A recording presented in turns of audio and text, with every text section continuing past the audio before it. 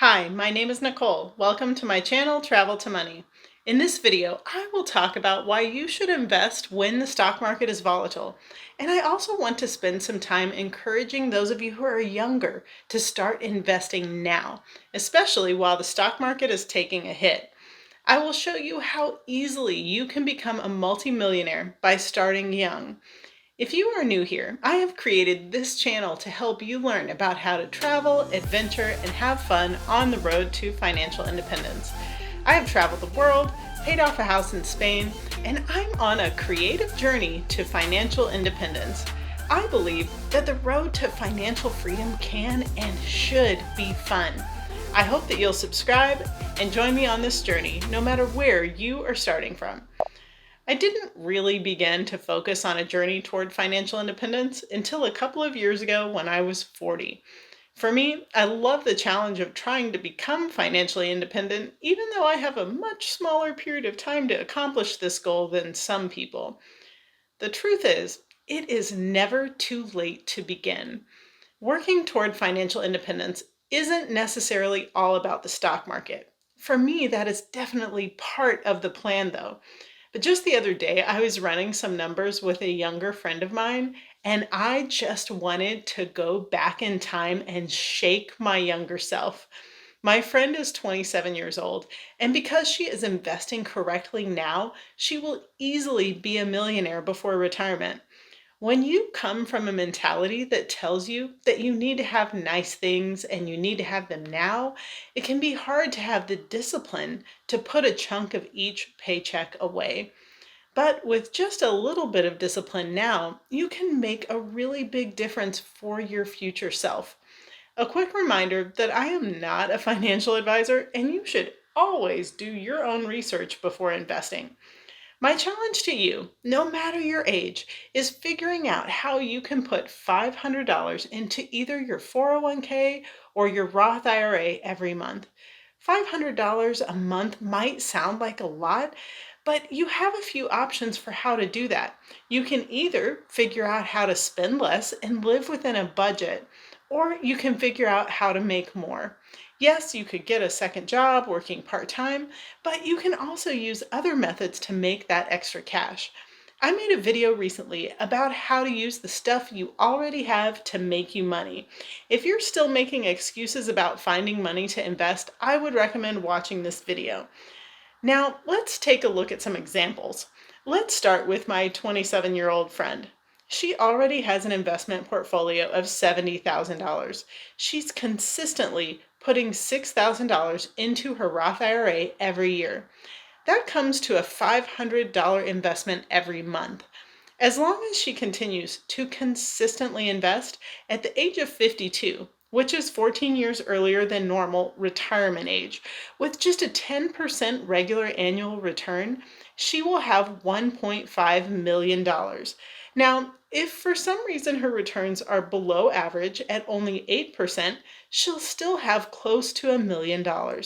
On the other hand, if she brings in a 12% annual return each year, she'd have $2.3 million at the age of 52. Now, it always seems like becoming a millionaire is the financial epitome that everyone wants to reach. But how much is $1 million actually worth for your retirement? If you follow financial channels that are dedicated to early retirement, you'll know that people who decide to retire early generally base their income needs on a 4% drawdown rule. This means that when they begin to take money out of their investments to fund their living in retirement, it's generally considered safe to take out 4% each year. You do this knowing that usually your investments will grow at a minimum of 8% each year. So even though you're taking out 4%, your money still grows faster than you are taking it out. With that being said, what does $1 million get you? Well, 4% of $1 million is $40,000. So if you can live on $40,000 per year in retirement, then you can retire when you have $1 million. One thing my 27-year-old friend will need to consider is that $40,000 in 25 years won't get her what it can get her today. So much of what you need to retire depends on your standard of living. If you're into traveling, you can take advantage of geographic arbitrage. For example, you can live very well in other parts of the world for far less than what it would cost you just to live an average life in the US. You have to consider where you want to live, how you want to live, and at what age you'll want to retire in order to get a realistic picture of what you'll actually need. This is assuming that you want to fully retire just off of your investment income. You also have the option of working part-time, or like me, you may be working toward having other forms of passive or semi-passive income. Okay, so let's go back and do another example. I have a second family that I'm super close to, and their son is 13 years old. He's already learning about investing and was able to buy stock in companies like Tesla, Apple, and Nike. I've also started an account for him that's called a custodial account. This basically means that until he's a certain age, I will invest in and manage the account for him.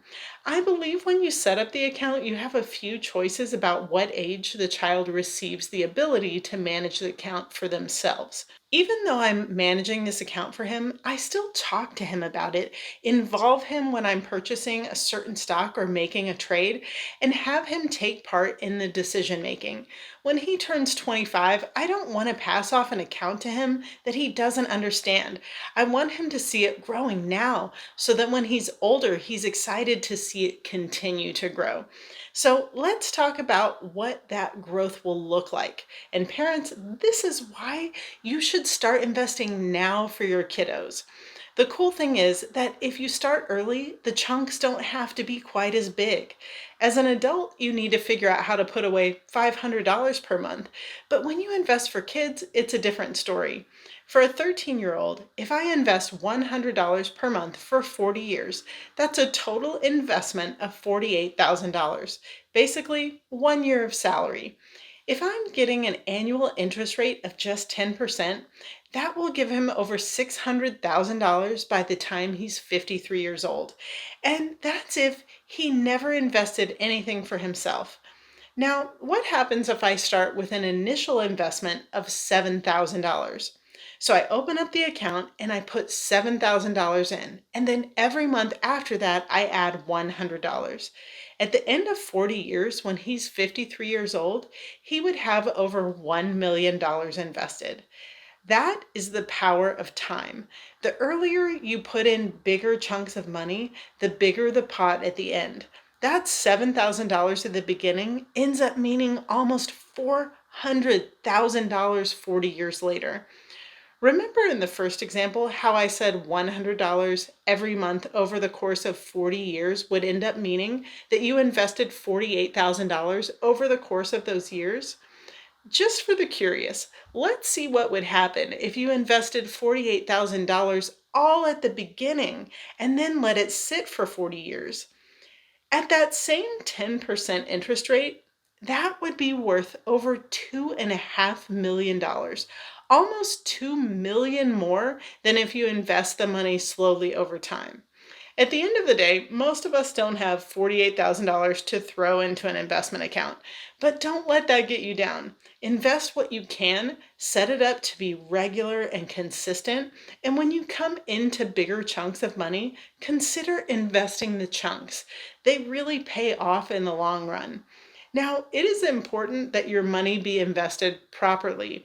You might think that you need an investment manager or a financial advisor, but it is very rare that these investment portfolios do any better than investing in index funds like the S&P 500. Financial advisors actually only do better than the S&P 500 about 20% of the time. You might not think that making 8% instead of 10% would make a big difference, but those little digits are massive. Earlier, we took $48,000 and we looked at the numbers if you invested that money for 40 years at a 10% average return. It gave us over $2.5 million. Now let's use those exact same numbers, but with only an 8% annual return instead of 10. Instead of $2.5 million, you'd only have $1.1 million, less than half.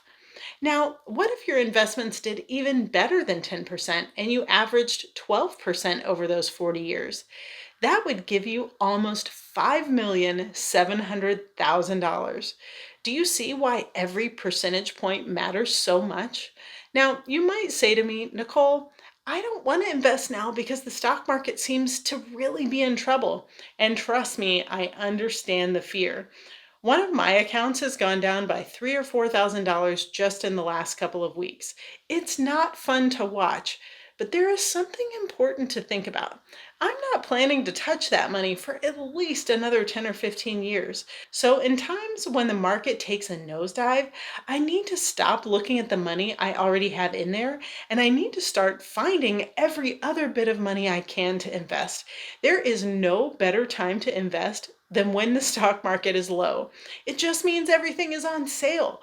You have to remember that you're not investing for today, you're investing for your future. So, should you invest while the stock market goes crazy in 2022? I vote yes. What if it keeps going down? That just means the sale is better than the one you got the week before. Keep buying. Your future self will thank you for it. If you have questions about how to get started, let me know in the comments. I also have a few videos on how to get started with investing. Do me a big favor and hit that like button. Don't forget to subscribe to join me every Sunday where travel and adventure build financial freedom. I can't wait to see where your dreams will take you.